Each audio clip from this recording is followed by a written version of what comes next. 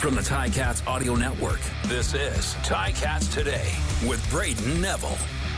On today's episode, we hear from Ticats O linemen Coulter Woodmansey and Brayden Revenberg as they discuss helping out with United Way's Sleepless in Our Cities, and they also discuss the offseason and how this Ticats team is shaping up. It's Tuesday, February 27th, 2024, and this is Ticats Today. A couple O linemen for you on this stormy February day. Coulter Woodmansey and Brayden Revenberg, two guys who helped out an important cause with United Way Halton and Hamilton's Sleepless in Our Cities fundraiser. Both Revenberg and Woodmansey raised money and awareness by sleeping in their cars for the night, something that many people, unfortunately, around our city and other cities across Canada have to do every single night, some not even getting the opportunity to sleep in a vehicle, sleeping in a tent or on the streets, anywhere they can find. And many individuals, families, and neighbors have been pushed to the limits, and the social sector is really being stretched beyond its capacity to serve them. So Ticats O lineman Coulter Woodmansey spoke to me about his experience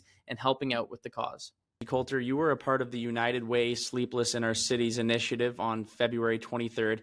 Why did you feel it was important for you to join the cause and raise money and awareness for this?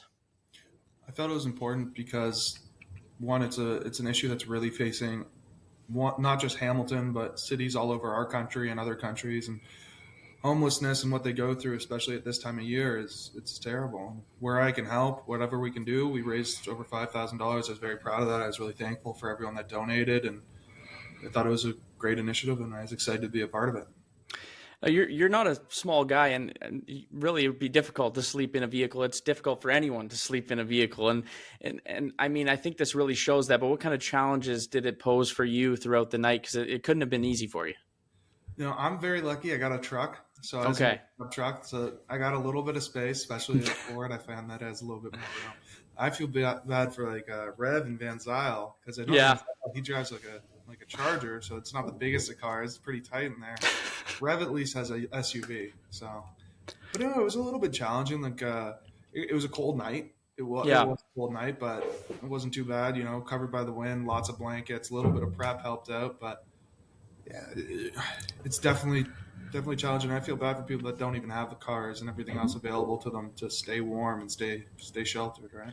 Yeah, I mean, it's like you said, you look around the city, unfortunately, you see people sleeping in tents or sleeping wherever they can kind of find a place. So sleeping in a vehicle is difficult, but you got to really feel for those people when you look around the city and in these difficult times and where they have to sleep at night. And I think it's one of those causes that it really goes to show, puts something in perspective for someone like yourself or like Rev, that, you know, this is something people deal with every day. And for you guys to go out and show your support for this is a really big thing. And how did you raise money? Were you just kind of promoting it through social media?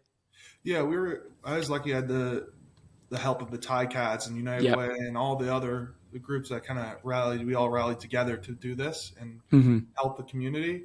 So I had that. I did also promote it through my own social media, as well as I sent out emails and tried to go and reach out and get to know people that I know that who would want to help donate. Right? I went to the people I went to school with at Guelph, as well as former coaches. Reached out to other people in business that I know, and they helped quite a bit. I think we raised a few $1,000s of that $5,000 just through that.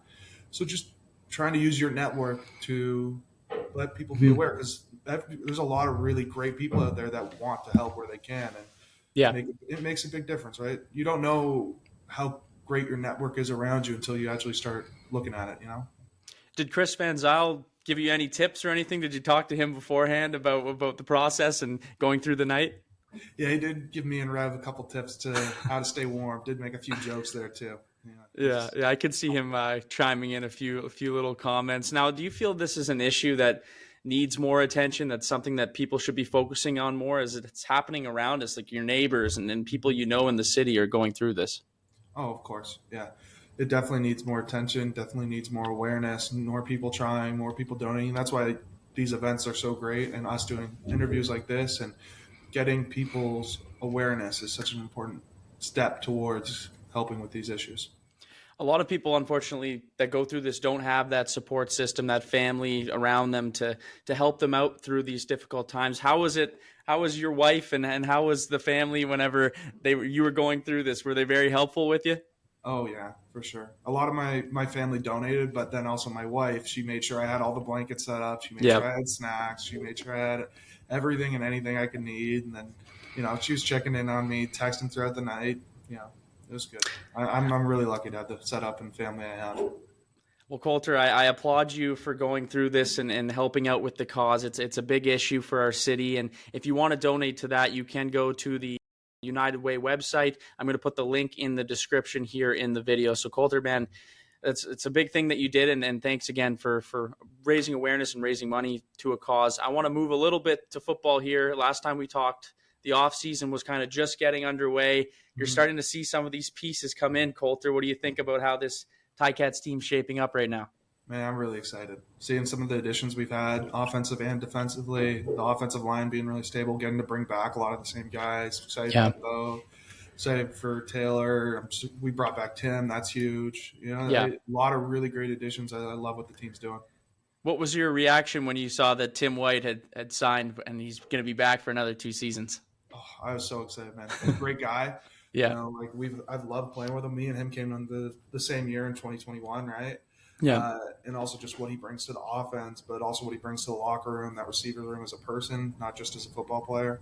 And then, like he said, I think in the media, him and Scott, they just, as soon as Scott took over, they obviously have some connection there. And then also Taylor and Bo, it's great to have him back. You're going to also, we might have touched on this the last time we spoke, but you're going to have a full training camp with Scott Milanovich as your head coach and as the offensive coordinator. How big is that to have him right from the get-go? Oh, it's great. And to get in the whole offseason where he can implement his full system instead of being there midway through the season, where he has to kind of work his system in with the system we already have in place offensively. Now we can go fully into Scott's system, spend the whole training camp and offseason, everything building towards that season, so we're ready to roll as soon as we get there. And also Scott just does a great job organizationally getting us ready to play. And this O-line is basically, it's coming back. The whole unit's coming back. So, I mean, that must excite you knowing you're going to have those guys next to you you're used to, right? Oh, my God, yeah. Those guys, the core group we have, and also the other people we've added. But, a lot of it's very similar, the same group. And that consistency is going to be very big for this offensive line moving forward. One of the biggest things, and you see it across the league and teams that have success, is they have consistent pieces and guys that know how to play together. Because offensive line, there's 5 people, but we have to play as one unit, right? Mm-hmm. So that is going to be huge for us. And we also got a lot of really talented, great players that are all coming back. I'm excited to see what we can do as a unit and as an offense and as a team. Yeah, I thought the offseason went extremely well for the team. The last time I saw you was at Simone Lawrence's retirement. And I wanted you to chime in a little bit on the kind of player and the kind of person Simone was over his career and in these last few years that you've gotten to be with him. Yeah, it's going to be weird. Obviously Simone's been with the team for 12 years. And when I came in as a rookie, having that guy in the building, the energy he comes in with every day, the way that he has energy every day at practice, every day when he walks into the locker room, when he's in the trainer's room, he brings energy. Just the person he was for the group. Yeah. You'll never be able to replicate it. You'll never be able to match that, let alone the player he was on the field, but who he was in the community, everything. He just brought such charisma with everything he did. And same thing when that's why I'm excited that he's not just retired and moving back to the States. He's going to be in Hamilton. He's going to be around the team. He's going to bring that energy. He's going to be a part of the Ticats going forward. It's going to be weird not having him in the locker room, to be honest. I can imagine. Just every day in practice, doing floor calls, doing everything else. It's gonna be different. Does this almost give he's been the leader of this team for so long, but does this almost give a little bit of a push for you and for other guys who are veterans here to maybe step up in that leadership role a little bit more? Yeah, definitely. The whole group, the whole team is gonna have to step up, and you're never gonna replace Simone or replace what he did, but we're going to have to find our new way to motivate each other, because there will be a void. Simone brought such great leadership and energy and passion to the team that you have to have that in the team to be successful. And that's why he was on the team for 12 years. Also why he was also an amazing player. Let's not forget that. First and foremost, he did great things on the field, but who he was in the locker room. Yeah, we're going to have to step up, everyone. It's not going to be one guy just being loud that solves it, because that's not what it is for leadership. It's being yourself, but also caring about your teammates and wanting to win and being passionate. So as a group, I think we have that, though. One of those leaders who will be back is Bo Levi Mitchell, a guy that you got to play in front of a little bit last year. Obviously, he dealt with those injuries, but how big is it to have Bo back and have that veteran presence behind you at quarterback? Oh, it's huge. He just has such good control of an offense whenever he's in it. The confidence you have with him behind you that things are going to be smooth and that, everything runs really well. He runs an offense extremely well, and then he also is extremely talented at what he does. I'm really excited. And then also, again, like I keep saying it, but we got great people, and Bo's one of them. Just to be able to, I'm excited to just hang out with him again in training camp. That's going to be a lot of fun. We're going to play some games, play cards, do a bunch of other stuff, play some Pokemon Go. It's a lot of fun. Some Pokemon Go? Oh, yeah. The whole offensive line loves it. You guys are all ripping Pokemon Go? Oh, yeah. Okay. So, who's got the most? Who's catching the most? Who's catching them all? Oh, Rev, for sure. But Bo is surprisingly good. Really? Okay. Yeah. And that's on the Nintendo Switch? No, just on your phone. Okay. Oh, Pokemon Go. Okay. I'm aging myself right now. I'm in my 20s. I should know about this, but no, that's hilarious. I'd love to watch you guys try and catch some Pokemon on the plane or something. Before we go, we got 2 months to go here. It's starting to ramp up. We're getting closer to being at Ron Joyce. Coulter, how is this next couple months looking for you? You're starting to kind of ramp it up a bit here? Oh, I've been working hard for a while, man. Yeah. It's not that just because we didn't win last year, I'm going to work hard in the offseason. It's always important too, but just having the memory of the last couple of years, where we've been, where we need to go, like having that fuel you every day. But yeah, I've been ramped up for a while, and I'm excited to keep pushing and get us to training camp and work hard every day towards our goal, no matter what it is. If it's a day where it's heavy lifting, or if it's a run, or if it's both, or if it's a recovery day, just focusing on doing what I can to get better at being me, be better for the team, whatever I can do. Well, Coulter, I'll leave it at that, man. Hey, I appreciate you joining me once again. Good on you for raising awareness and raising money for such a good cause. And I'm looking forward to seeing you back here at Ron Joyce. I'm counting the days, man. I'm ready for some football here, Coulter. So thanks again, buddy. Thank you. That was Coulter Woodmansey. Brayden Revenberg also did his part raising money, and he spoke about his experience with United Way's Sleepless in Our Cities. Rev, you were part of the United Way Sleepless in Our Cities initiative. Why was it important for you to get involved in this and show some support? Yeah, I mean, it's just probably some of the most vulnerable members of our community.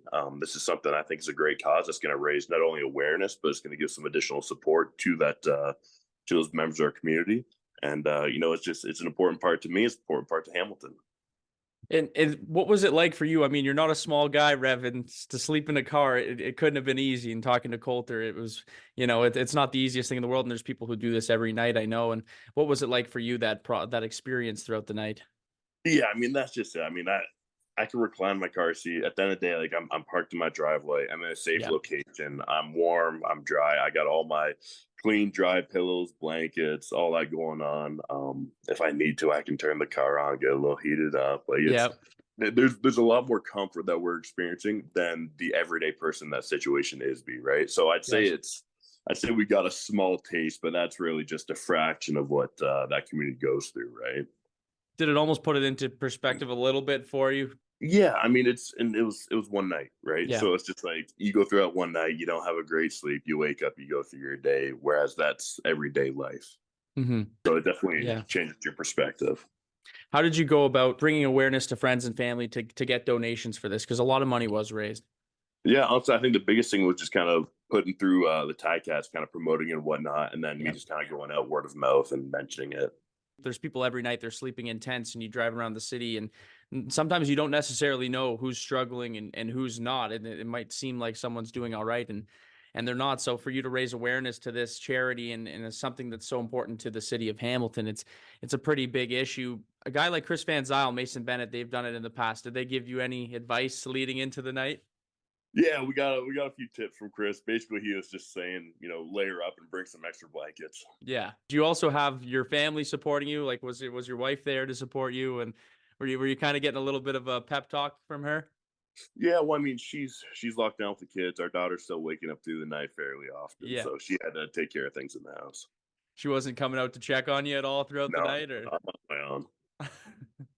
Well, I mean, I feel like it's an issue that definitely needs more attention. So, Rev, I mean, good on you for doing something like that, and for all those people out there that want to get involved next year. I'm going to be putting the link in the description wherever you're watching or listening to this podcast. I want to transition to football here a bit. You're starting to see this team come together, Rev, since we last talked. What are you thinking about some of these new guys joining the team here? Yeah, I mean, I think the management's done a great job in retaining a lot of key players, and then you can also see that they've signed a heck of a lot of new players as well that are some pretty big names. Yeah. I'm definitely excited to get to know these guys a little bit more, and definitely happy to have them be part of our team. One guy that will be back and that everyone was hoping would be back is Tim White. What did you think whenever you heard Tim was going to be back at receiver for the Ticats? Oh man, it's just kind of, you get that little breath of relief right there. You know that you have, you got a guy that you can count on. That's been he's getting to become a seasoned veteran now, and he's definitely a high performer that you want back.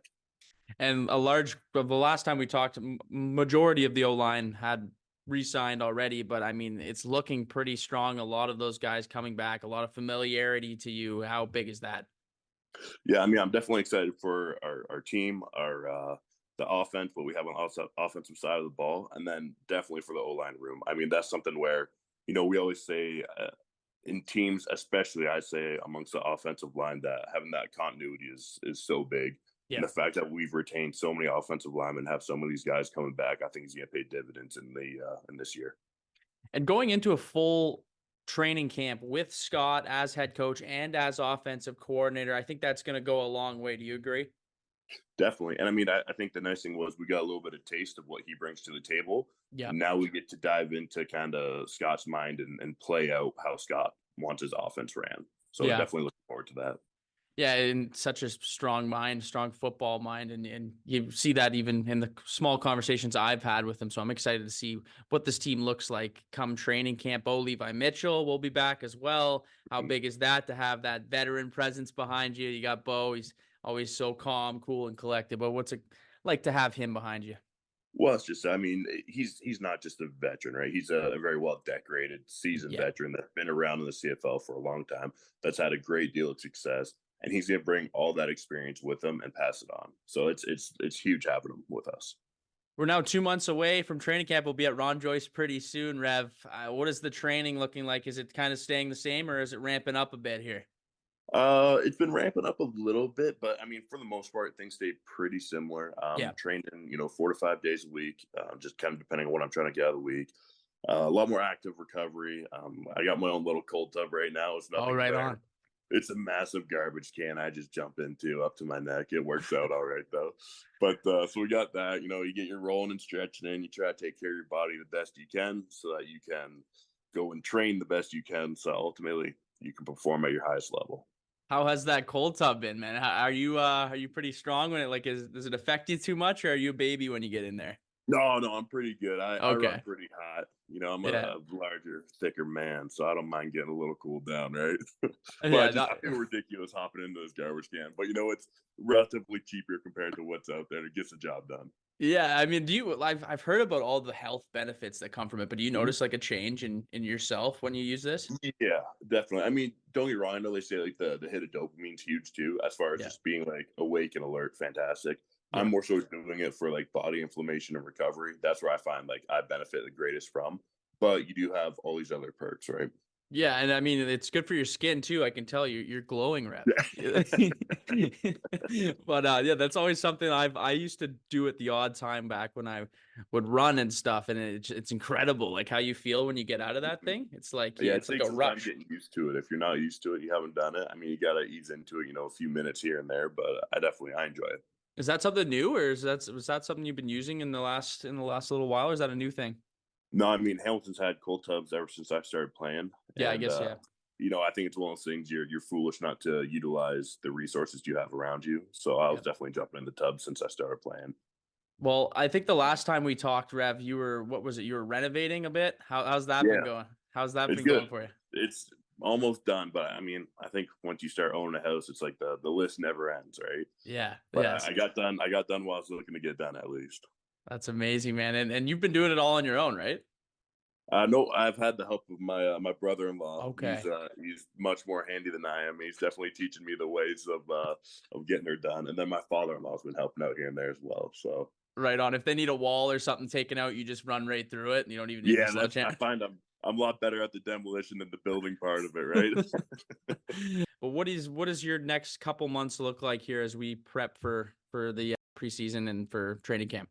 Yeah, so it's going to be continued training, getting the body right, getting the mind right for going into camp, and then kind of getting as much family time in as I can, because I know there's going to come a point about mid-May where I'm not going to see him for a while. Yeah. Well, hey, man, I'm looking forward to it. I'm looking forward to seeing you here, and we're getting closer and closer, man. I'm ready for some football, so we'll catch up, I'm sure, once training camp starts. Good on you for being involved in a cause like that and for showing awareness and raising money. So thanks again for joining me today, buddy.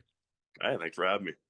Big thanks to Brayden Revenberg and Coulter Woodmansey for joining the show and for doing their part in raising more than what their goal was of over $5,000. And if you'd like to make a donation, click the link in the bio wherever you're watching or listening to this podcast. There will be a link down below, and you can do your part to help the cause if you can. That's all the time for me today. I want to thank you for tuning in to Ticats Today.